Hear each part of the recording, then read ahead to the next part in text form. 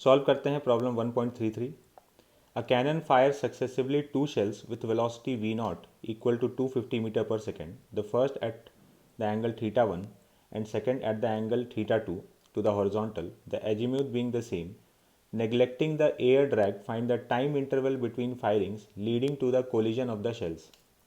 Situation ये है कि एक पॉइंट से दो शेल्स को फायर किया गया है सेम स्पीड v0 से, एक को थीटा 1 एंगल पर, दूसरे को थीटा 2 एंगल पर, और दोनों फायरिंग्स के बीच में एक टाइम इंटरवल है। हम लोग को वो टाइम इंटरवल कैलकुलेट करना है सो दैट ये दोनों शेल्स हवा में कोलाइड कर जाएं। यहाँ पर लिखा है कि द एजीम्यूथ बीइंग द सेम, इसका मतलब ये हुआ कि ये दोनों फायरिंग सेम वर्टिकल प्लेन में हो रहा है। दोनों का जो पैराबोलिक पाथ बनेगा वो सेम वर्टिकल प्लेन में है। तो सॉल्व करते हैं। हम लोग मान लेते हैं कि जो फायरिंग के बीच का जो टाइम इंटरवल है वो t0 है।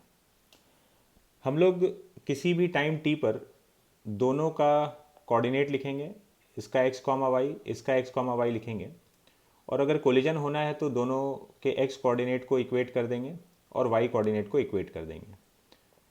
पॉइंट ऑफ प्रोजेक्शन को हम लोग ओरिजिन कंसिडर कर रहे हैं। तो फायरिंग के बीच में जो इंटरवल है वो t0 मान लिए, और सेकेंड शेल के फायर होने के t टाइम के बाद कोलिजन हो रहा है, ये हम लोग अज्यूम कर लिए।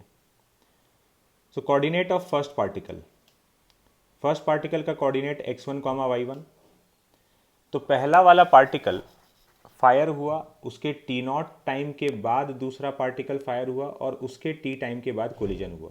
तो फर्स्ट वाले शेल को टोटल जो ट्रैवलिंग टाइम मिला है वो t0 प्लस t, जबकि सेकेंड वाले शेल को जो टाइम मिला है ट्रैवलिंग के लिए वो है t। तो पहला वाला t0 प्लस t तक ट्रैवल किया तो इसका x coordinate horizontal velocity into time v0 cos theta 1 into t0 plus t, और y कोऑर्डिनेट सेकेंड इक्वेशन से लिख लेंगे v0 sine theta 1 into t0 plus t minus half g t0 plus t का square. ये पहले वाले particle का coordinates. Second वाले का लिख लेते हैं। सेकेंड पार्टिकल का कोऑर्डिनेट x2, y2, इसको ट्रैवलिंग टाइम मिला t, इसका x coordinate v0 cos theta 2 into T horizontal velocity into time, y coordinate second equation से v0 sine theta 2 t minus half G T square. Collision होने के लिए x1 equal to x2 and y1 equal to y2। x1 equal to x2 कर देंगे, ये पहले वाले particle का कोऑर्डिनेट, ये सेकेंड वाले का कोऑर्डिनेट, इक्वेट कर देंगे तो यहाँ से हम लोग को t0 और t में एक रिलेशन मिल रहा है। अब y कोऑर्डिनेट्स को इक्वेट कर देते हैं, ये अपना फर्स्ट इक्वेशन बन गया।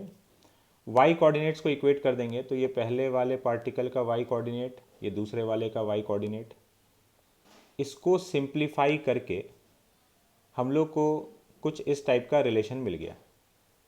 हम लोग को कैलकुलेट करना है t0। तो अब इस इक्वेशन में हम लोग t के वैल्यू को रिप्लेस कर देंगे। कहाँ से? From equation 1।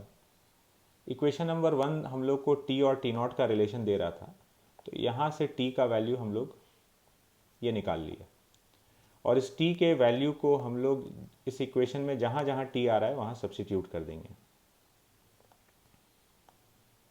तो t के वैल्यू को इन टर्म्स ऑफ t0 हम लोग सब्स्टिट्यूट कर चुके हैं इसमें, और अब इसको सिंप्लीफाई कर लेने पर हम लोग को ये वैल्यू मिल गया t0 का।